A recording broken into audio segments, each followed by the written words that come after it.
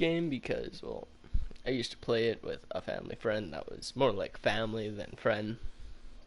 Um, to me, he was Uncle Lindsay. I played this game through with him, I don't know, a good once or twice, and then I played it through on my own after that a good amount of times. And I really love this game. I wanted to say quickly before we get too into the video, if you're new to the channel, please hit the subscribe button. I'm trying to upload every day. It's been hit or miss sometimes, but hopefully we'll get back on track and get right into it. Now this video, it's probably going to be a little bit of a sad one. As you can see, uh,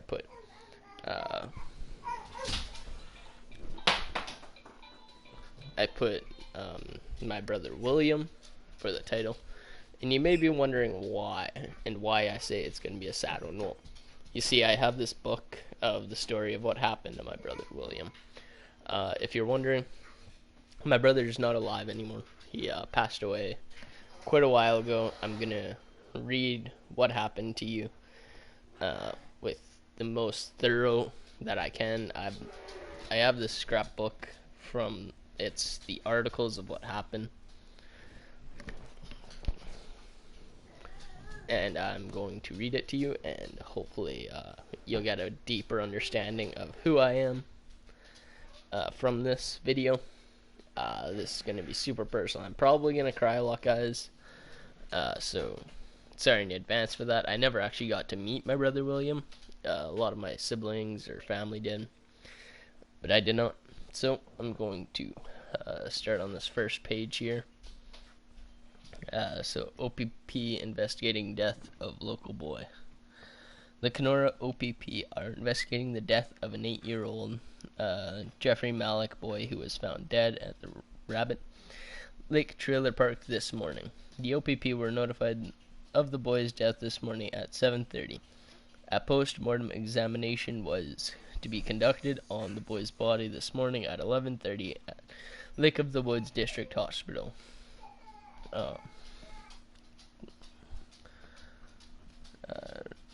Buff Chadwick of the Kenora OPP said this morning the name of the youth is being withheld until both parents and next of kin are notified of the death. Chadwick would not say if the OPP suspected foul play concerning the boy's death. The death is not super suspicious, but the death of an 8-year-old. But it's the death of an 8-year-old, he said. KPCFS official expects inquest into boy's death. The director of services for the Kenora, Patricia Child and Family Services, says that he expects a coroner's inquest will be held into Monday's death of a 6-year-old Jeffrey Malik boy. So there's some conflicting ages here. I'm pretty sure it was 8. Just to clear that up. In fact, I'm confident. But anyway.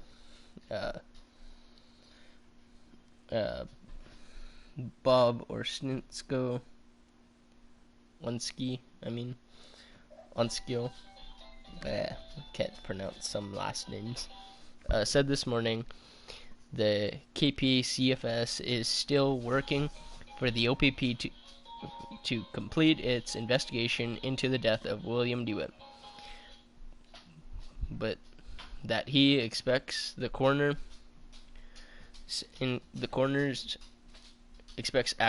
inquest will be held into the incident. William's body was found in a mobile home at Rabbit Lake Trailer Monday morning. The OPP said Wednesday Dewitt died due to internal injuries, but the investigation into the incident is continuing, and the results from forensic tests are pending. An inquiry in terms of an inquest, I would think, would be standard procedure, Onsninsky said this morning. When asked if the KPCFS would consider calling for an inquest into the 6-year-old's death, DeWitt had been placed into foster care with people in the trailer park by KPCFS. Oninsky said, and then Buff Chadwick of the Kenora OPP said this morning, a number of people and agencies can request a coroner's inquest into a death, but only a coroner can order one. Kenora District Coroner Dr. Barry Leckie could not be reached for a comment this morning.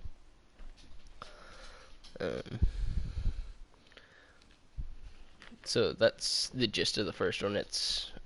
A lot of them kind of tend to repeat themselves, but repeat each other, like, because it's one gets released and then another and then another, and it's just a tiny bit more information at a time.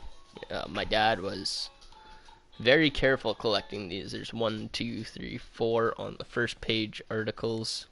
Well, one's the obituary. And then 1, 2, 3, 4, 5. I don't know, there's a lot here. Okay, so, but anyway, without further ado, starting on the second page. Foster parent charged in death of young boy. 46-year-old Jeffrey Malik woman has been charged with manslaughter in the death of 6-year-old William DeWitt, September 28. Irene Carolyn Fredrickson made an emotional appearance in Ontario Court Provincial Division in Kenora this morning and was released under conditions set by Kenora OPP until her next court date, October 19th. DeWitt was under foster care of the Fredrickson when the boy was found dead in the mobile home in Rabbit Lake Trailer Park, September 28th, 7:30 a.m. The Kenora Patricia Child and Family Services placed DeWitt in the Fredrickson home. The Kenora OPP said DeWitt had died from internal injuries, but that the results from forensic tests conducted on the boy during post-mortem at the Lake of the Woods District Hospital were still pending. Kenora coroner Dr. Barry Leckie said Tuesday that he had not decided yet whether to call an inquest into DeWitt's death. However, Leckie had said this morning any decisions regarding the inquest will now be delayed. An inquest is never held until any criminal matters are dealt with, the coroner said, so I don't know what's going to happen now.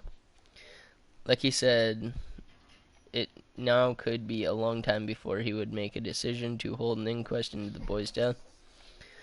Sergeant Don Jones of the OPP District 17 headquarters in Kenora said this morning DeWitt's parents had at one time lived in Kenora, however, had moved to Thunder Bay quite some time ago. There's a second obituary here, a picture of my dad in the paper from when he was going to the court to try and do whatever he could to make sure that she paid her time, and I don't think she ever really did. Okay, William's tearful plea in vain. Florence Fournier, the last time she saw her nephew William DeWitt, the 6-year-old was crying. He begged me to take him home. He said, I won't even eat in your house. I'll live in the basement. I just come out and go to the bathroom. I'm sorry.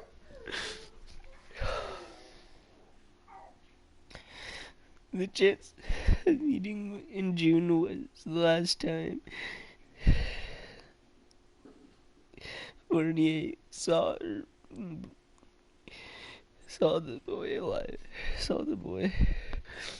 3 months later, his troubled life was over.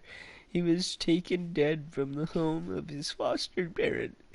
Police would not reveal the cause of death. Family members, however, said William died of internal bleeding as a result from a broken rib.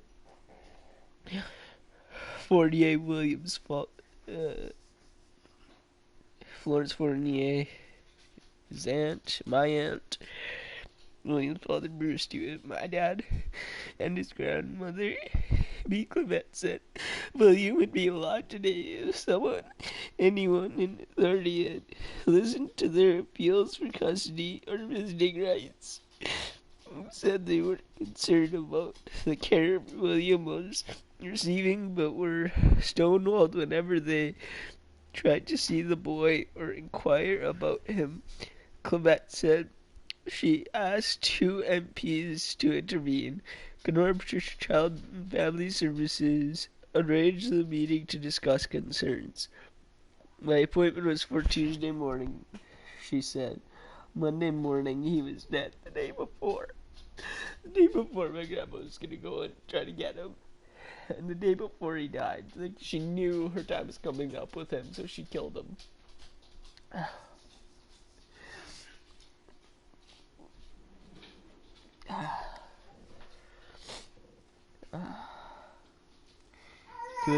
DeWitt cannot claim to provide William with a model. Hi.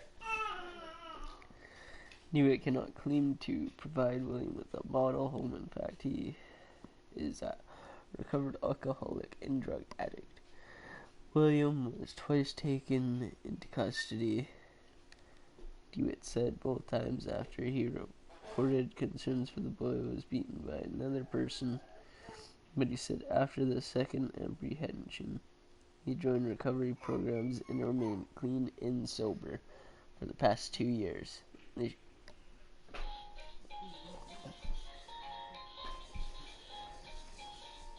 They should have made it possible for William to be able to be with the people who loved him, his father, grandmother, and aunt and uncle. DeWitt said in the interview, William's death has outraged Kenora residents. Sandra Bajo, who is campaigning for a full public inquiry, said people cannot believe a child deemed hyperactive was not in special care. We're angry, she said. We don't want another child to die needlessly. I mean, he didn't do anything wrong. He was just a kid. Many of the unanswered questions about William's life and death will be examined first during the trial of Irene Carolyn Fredrickson, who is charged with manslaughter after a week after William's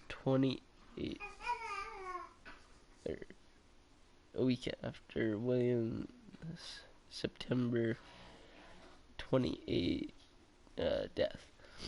The Ministry of Community and Family Services has also launched an investigation of the Kenora Patricia and Family Services Agency that had responsibility for William's care. Skip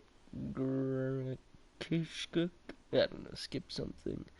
Executive Director of Patricia and Child Family Services said he cannot discuss the case, but he said general visitation rights are denied for various reasons, that if children are injured in care there are investigations and the child would be removed.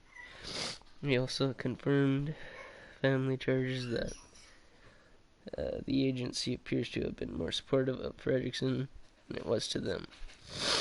We have an obligation and feel an obligation to support everyone at said time in this tragedy, he said. We have written to the family, letting them know we are available.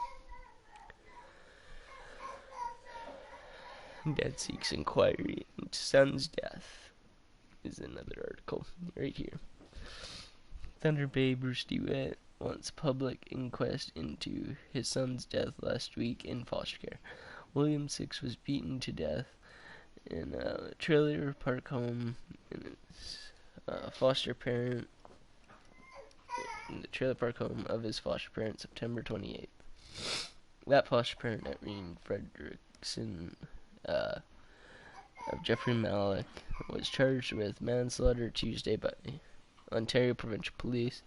She appeared in Kenora court Wednesday and had her charge set over until October 19th. DeWitt of Thunder Bay is critical of Kenora Patricia Child and Family Services for not placing William with any of his relatives in Kenora. He had aunts and uncles in Kenora who loved him and would have looked after him.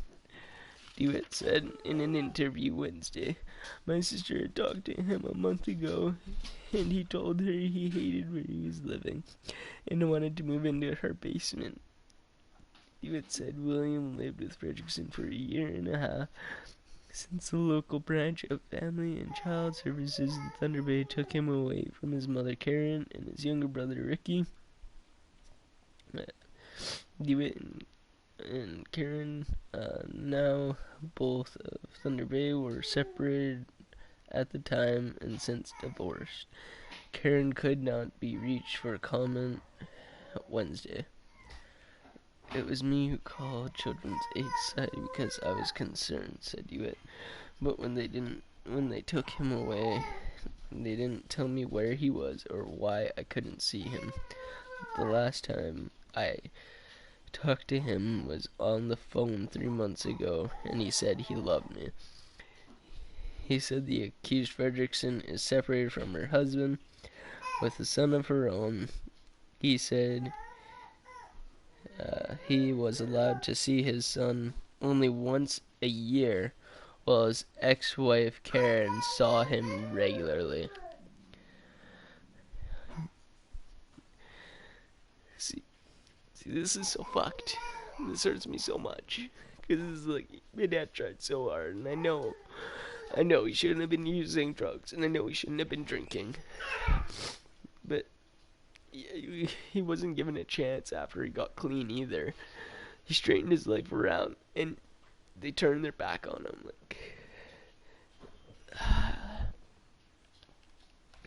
can't believe what she did to my brother. My dad, he blames school too, which I don't know if that's fair, but let's just read what my dad had said to them. Bruce says places some blame on the staff at Lady of the Valley School for not noticing or reporting bruises that he said William reportedly had on his face and when he came to class Friday before he died.